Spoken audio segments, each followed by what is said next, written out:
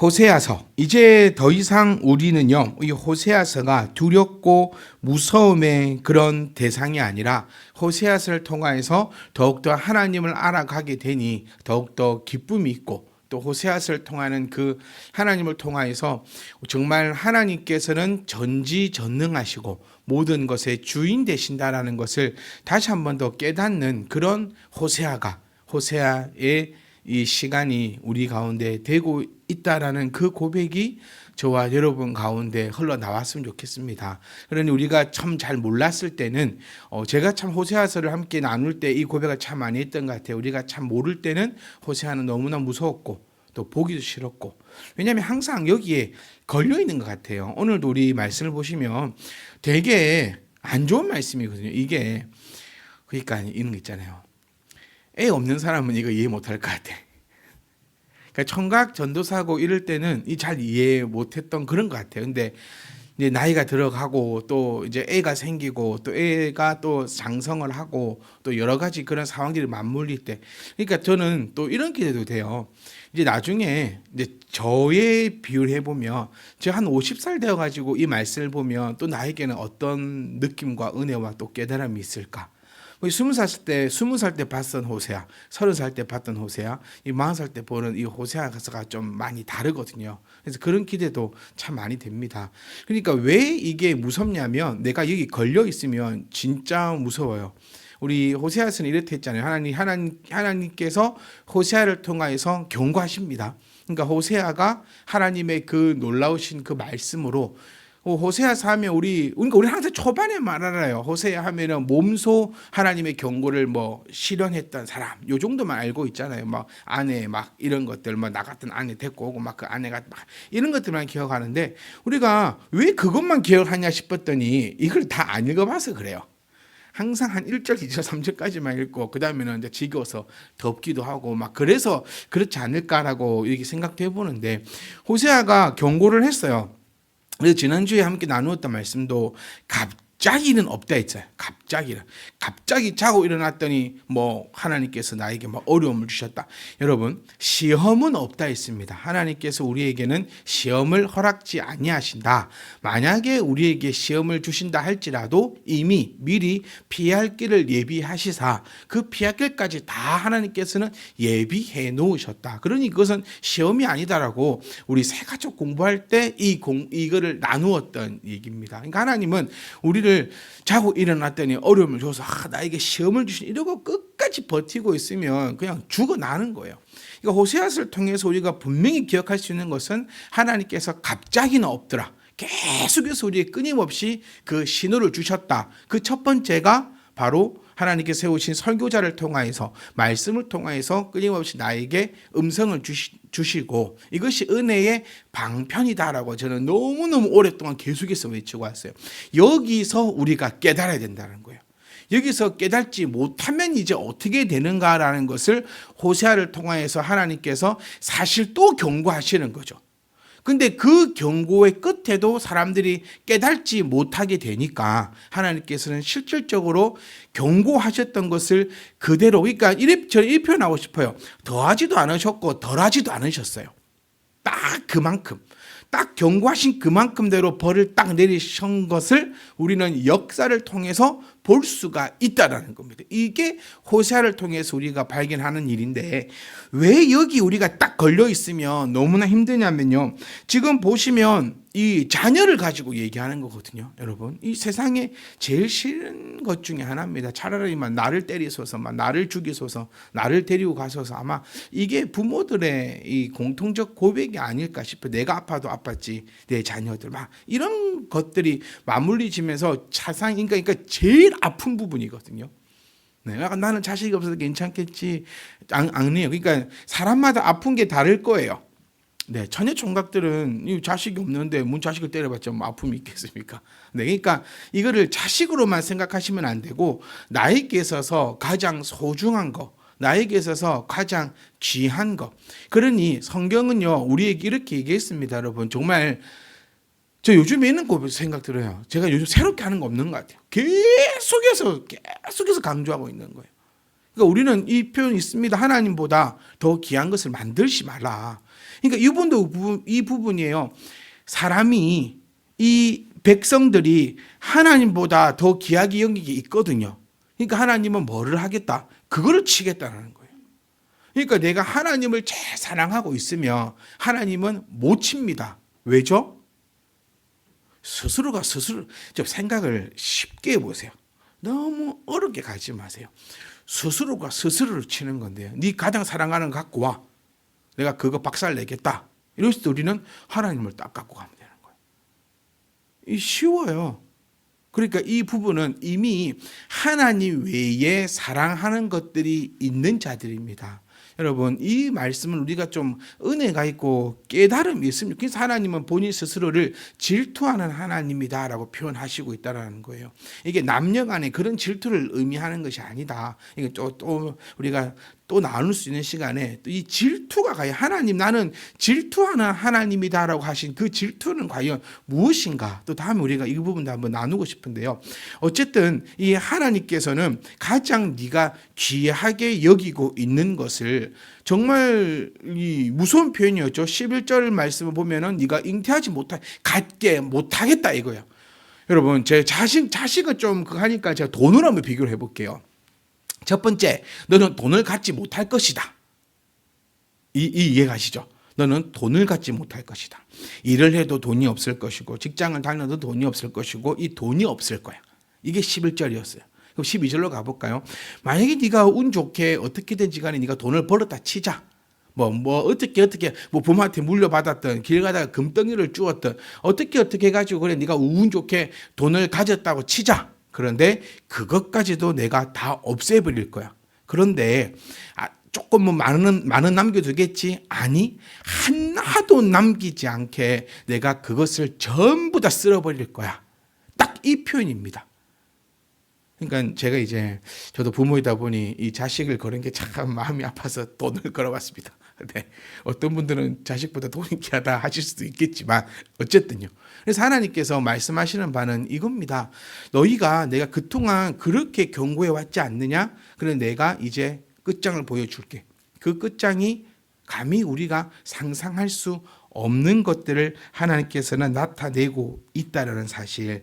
그래서 자식을 기르고 있을지라도, 이 표현은요, 키우고 있을 중이라도라는 현재 진행형의 그 표현으로 닫히고 있습니다. 그러니까 단순히 아이를 낳는 것이 아니라 어렵게 자식을 키우는 수고와 희망이 표현된 것입니다. 그러니까 아이를 낳는 것에 끝나는 게 아니잖아요. 낳고 네가 수고하고 애를 쓰고 또 그 자녀에 대한 네가 희망을 가지고 있었느냐? 내가 그 자식을 없애게 하겠다.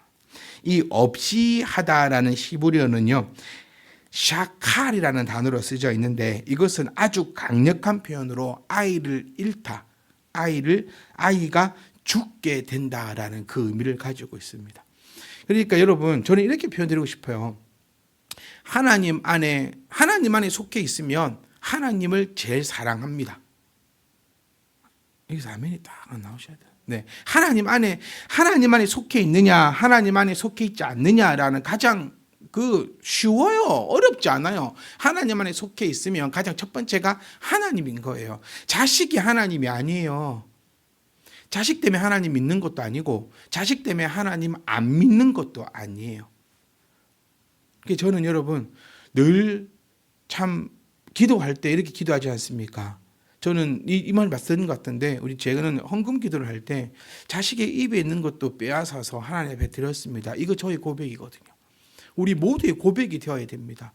하나님의 것으로 내 자녀를 베풀이면 그 자녀는 배가 터져 죽습니다. 결국 무슨 얘기냐면, 하나님을 모른 채 내 자녀를 배부르게 한다면 이 표현 그대로 자녀가 희망이 되잖아요. 그 희망을 네가 잃게 될 것이다. 조금 더 쉽게 표현해 보면 그 자녀한테 뒤통수 맞을 거라는 얘기예요. 조금 더 표현해 보면 그렇게 귀하게 여겼고, 하나님의 것을 빼앗아서 자녀의 입에 넣어줬고, 하나님의 것을 빼앗아서 자녀를 입혔더니 결국에는 그 자녀가 원수가 되어, 우리 신앙인으로서 가장 큰 원수는 뭘까요? 제 고민을 해봤어요. 자녀들이 우리에게 할 수 있는 가장 큰 원수는 뭘까?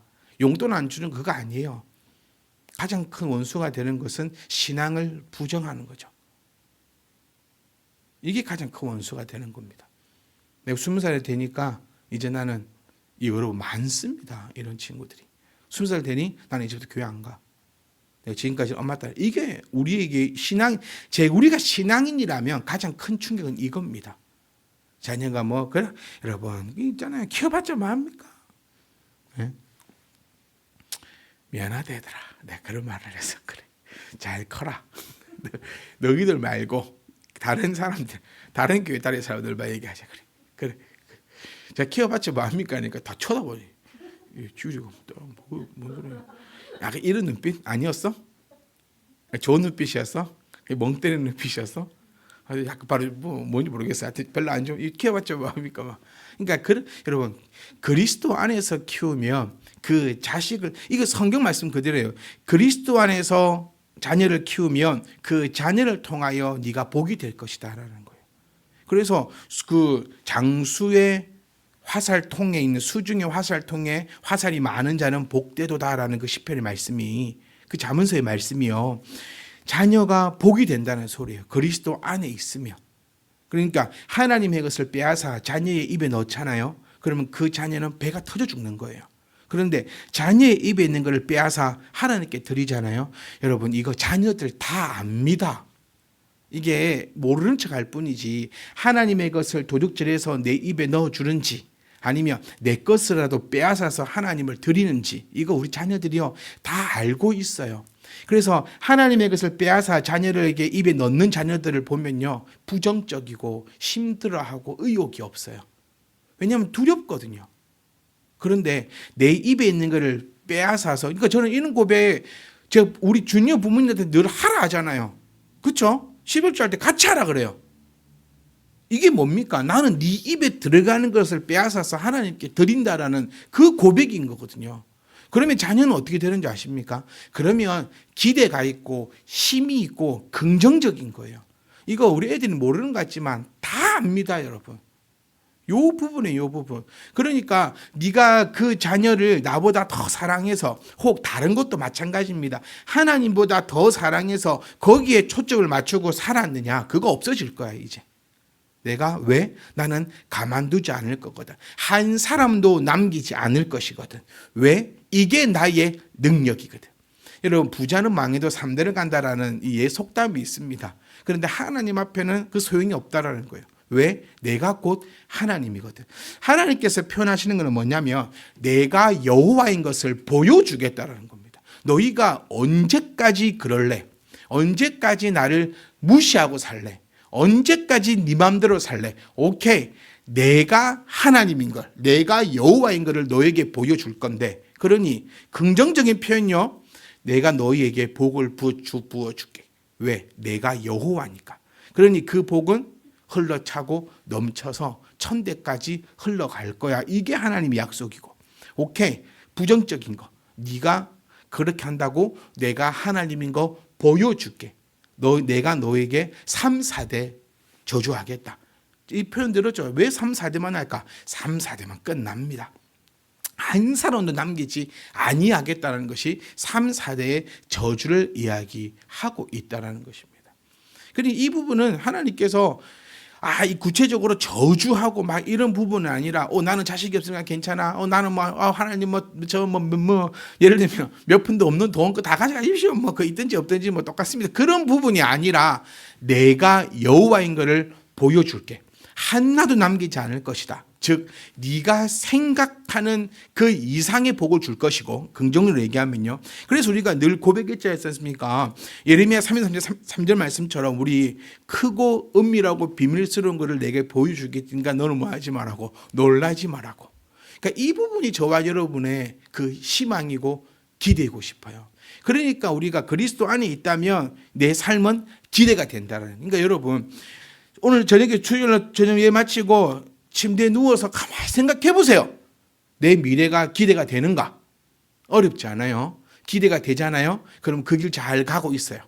아무 걱정하지 마세요. 오직 걱정할 거는 뭐 하나? 혹 내가 그 길을 벗어날까만 두려워하십시오. 딴 거 걱정할 거 하나도 없어요. 그 두려워한다는 걸 벌벌벌 떤다는 게 아니라 그 자각을 갖고 있어야 그 길을 가는 거예요. 그런데 가만히 누워 생각해 보니까 1년 뒤가 두렵고 2년 뒤가 무섭고 죽을까 무섭고 뭐 내 자식이 어떻게 될까 무섭고 우리 집 망할까 무섭고 그렇잖아요. 그러면 기대가 아니잖아요.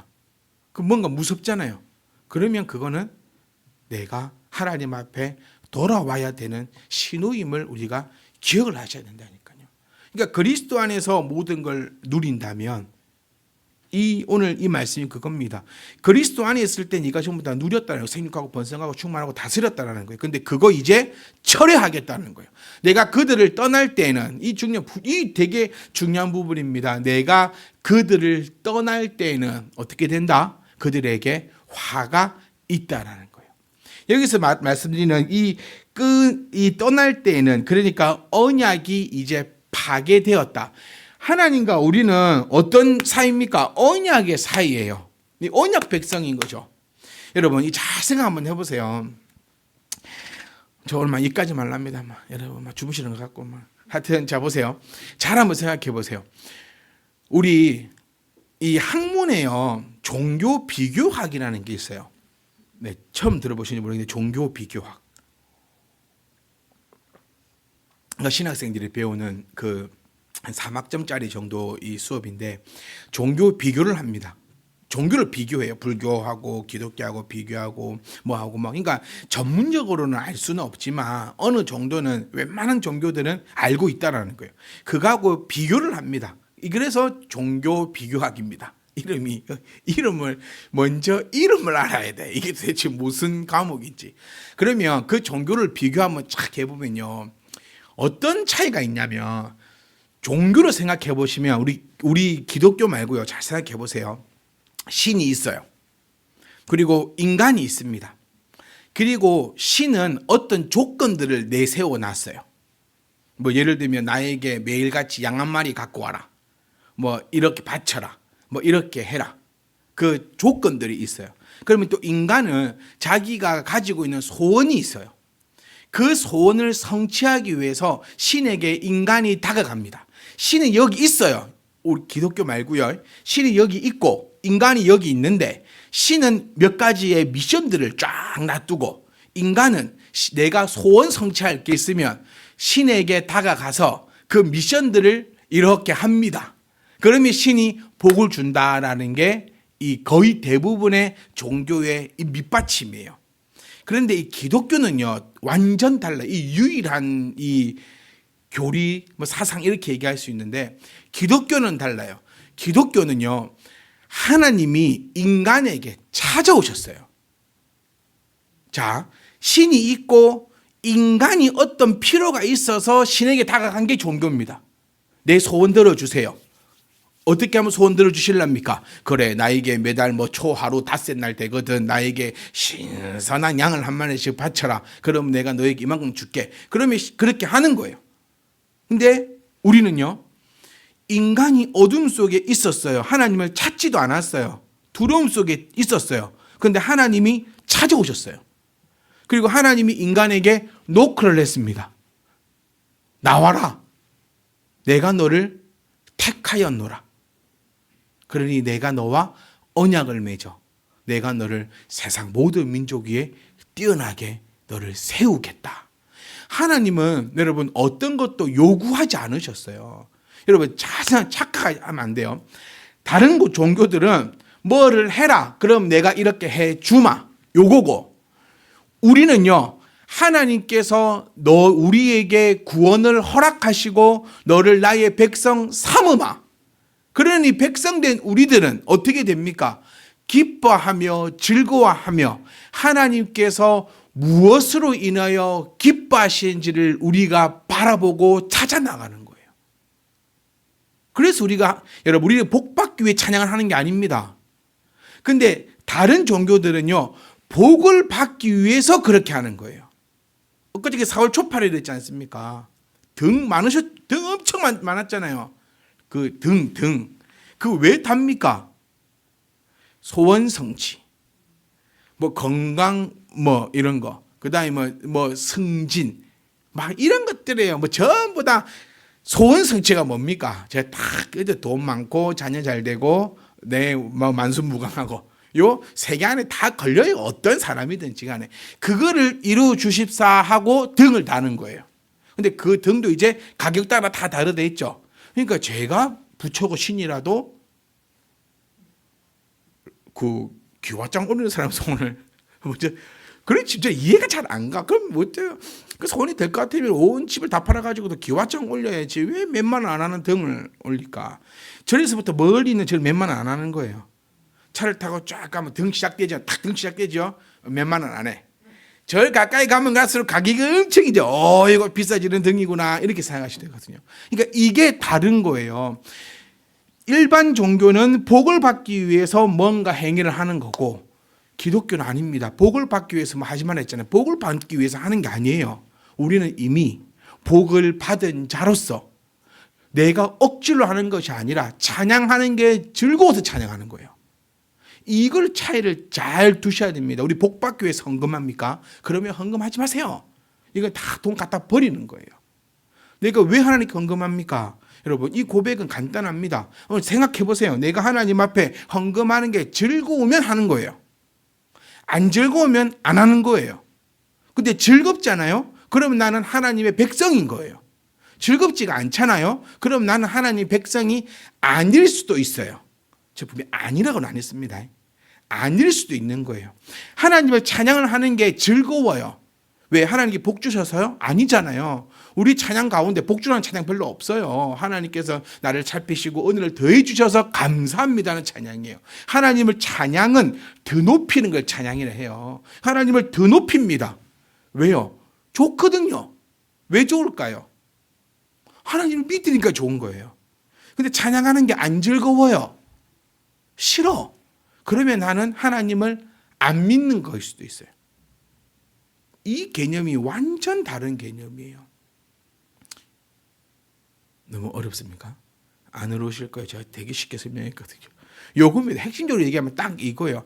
우리는 복을 받기 위해서 뭔가를 빌고 미션을 클리어하는 것이 아니라 하나님이 우리에게 먼저 다가오셨고 우리에게 먼저 언약을 맺어주셨고 우리는 그 언약 가운데서 생육하고 번성하고 다스리고 충만하며 살아가고 있는 사람들인데 그것을 하나님께서 파괴하신 것이 내가 그날을 떠날 때에는 이라는 거예요. 이제 내가 너희와 언약을 파괴하겠다. 그리고 히브리어로 요라는 적혀 있는데 탄식과 애통과 비극을 표현하는 말입니다. 그가 화감이 화의 요라는 단어가 적혀 있는 이거는 탄식하는 거예요. 이미 재앙이 벌어지고 있는 것에 깊은 절망을 나타내고 있다는 사실입니다. 그러니까 사랑하는 성도 여러분, 저와 여러분들은요, 제가 늘 소원하는 거는 저와 여러분들은 하나님을 우리 믿고 있잖아요. 아멘 아닙니까?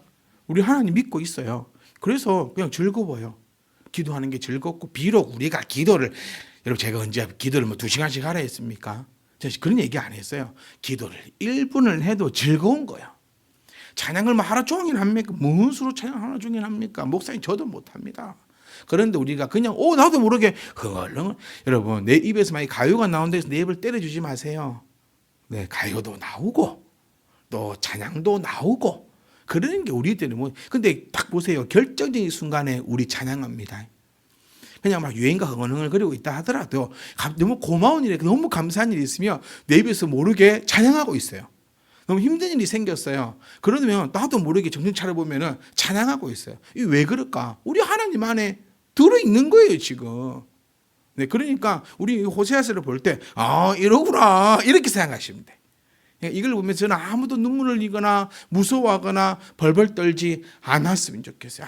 우리 하나님은 역시 이런 하나님이시구나. 그러면 정신을 더 바짝 차리고요. 더 기대했으면 좋겠어요. 역시 우리 공의로우신 하나님은 이런 하나님이시구나.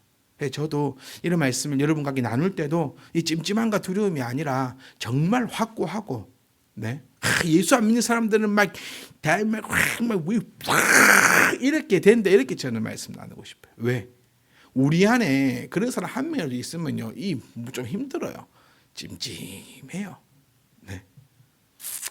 그러니까 저는 소원하는 게 정말 이 저주만 할 때 진짜 무섭게 진짜 살아있는 그 막 생생한 게 막 증가하고 싶은데 혹시나 또 중에 한 명이라도 그 안에 있을까봐 또 조금 그러니까 사랑하는 성도 여러분 결론을 딱 지어봅시다. 자식을 우리 11절 말씀에 가지지 못한다 했어요. 혹시 네가 가졌다 할지라도 하나님은 그 자식을 없애야 할 것입니다. 그리고 한 사람도 남기지 않을 겁니다. 왜? 그게 여호와니까요. 그리고 내가 그들을 떠날 때에는 그들에게 화가 있다라는 거. 그러니 사랑하는 성도 여러분, 우리는 여기서 이걸 다짐하는 거야. 나는 절대로 하나님을 떠나지 않을 것입니다. 나는 절대로 하나님을 믿는 것에 나는 등하지 않을 것입니다. 세상 어떤 것과도 주님을 바꾸지 않겠습니다라는 그 찬양이 진짜 우리의 고백이 되기를. 그래서 호세아에서 나오는 이 장면들을 우리는 그냥 영화처럼 봤으면 좋겠어요. 아, 그렇구나. 아, 저렇구나. 그리고 하나님께서 우리에게 베푸시는 내가 여호와이니까 베푸시는 그 은혜와 복이 정말 흘러차고 넘쳐가지고요. 은혜로 배가 찢어져서 매일 우리가 기뻐하고 매일 감사하고 매일 행복해하고 그러한 정말 참된 희망의 교회 성도님 되시기를 주의 이름으로 축복합니다.